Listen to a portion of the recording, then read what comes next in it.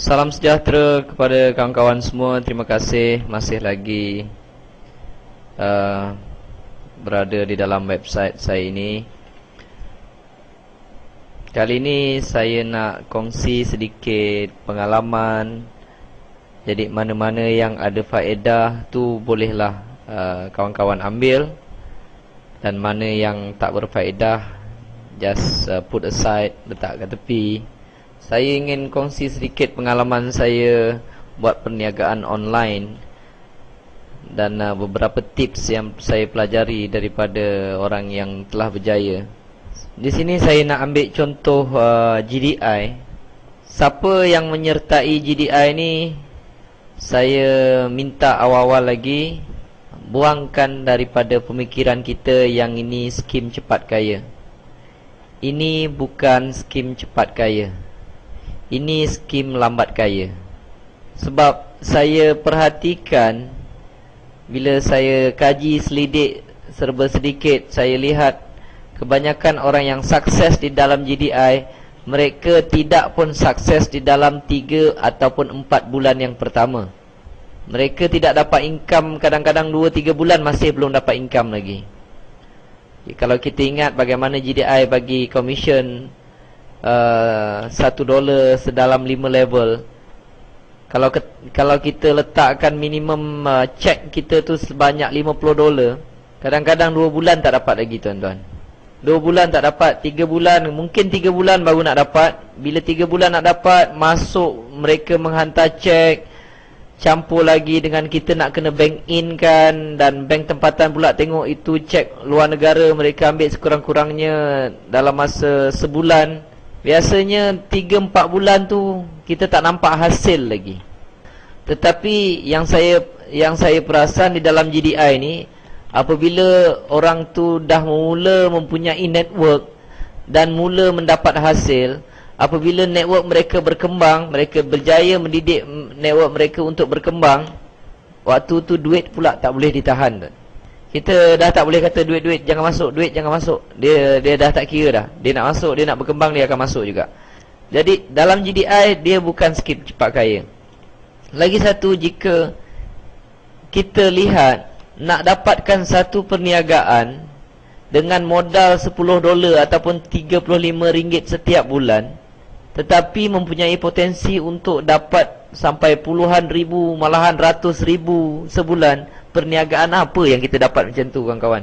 Kita susah nak dapat satu perniagaan yang modal macam tu kecil, tetapi boleh memberi pulangan yang begitu besar. Tapi walau macam mana sekalipun, saya menasihati, saya ulang lagi nasihat ini untuk diri saya dan untuk orang lain. Sebelum menyertai GDI ataupun menyertai apa juga perniagaan, pastikan perniagaan itu kita yakini terlebih dahulu. Kita kaji selidik A sampai Z. Kita fahami daripada awal hingga akhir. Apabila kita dah yakin, jadi kita dah tidak dipengaruhi oleh perkara-perkara luar. Kita akan buat sahaja.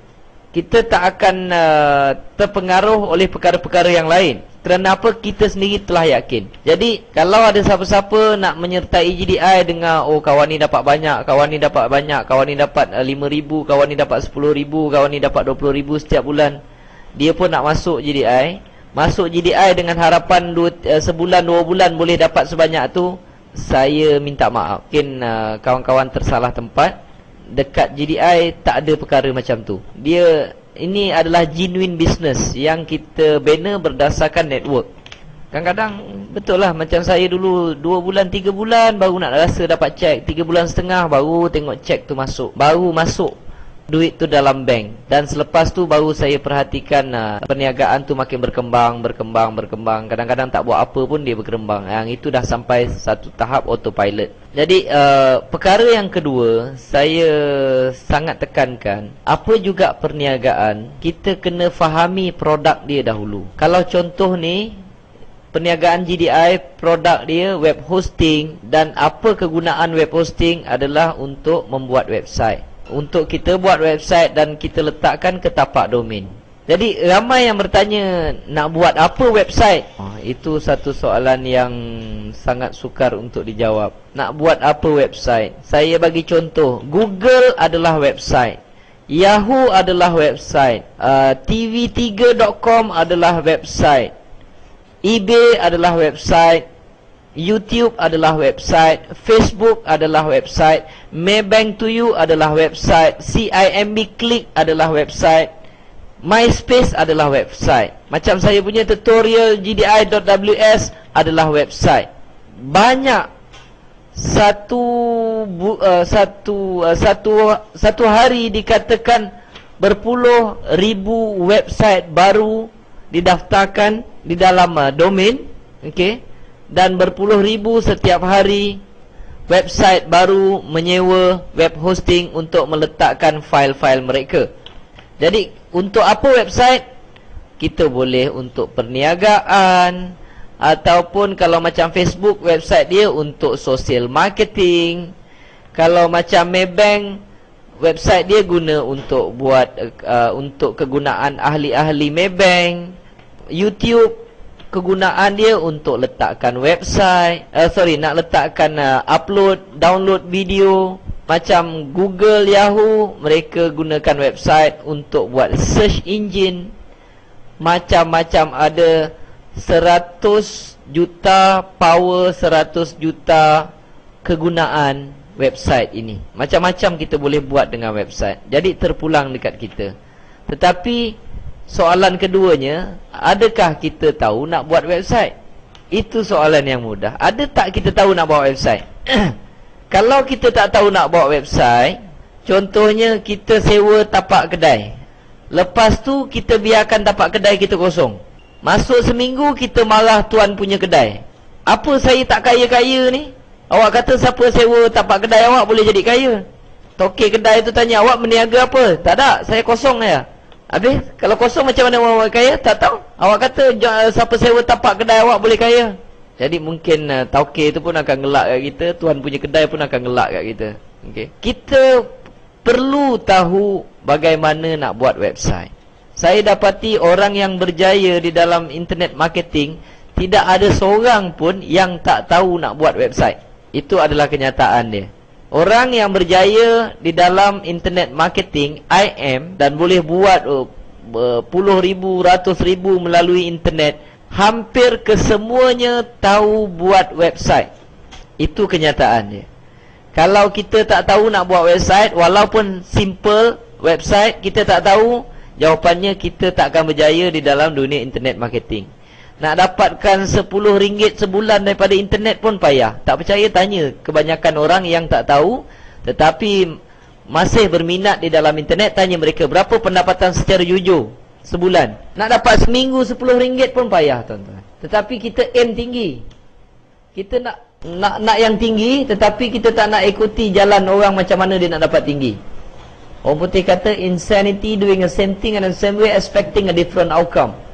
Orang susah-susah ikut satu jalan sampai ke ujung, kita tak nak ikut jalan tu, kita nak sampai ujung.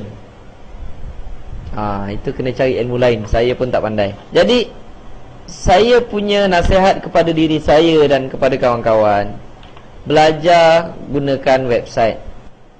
Di dalam website ini saya berikan cara-cara bagaimana nak buat website.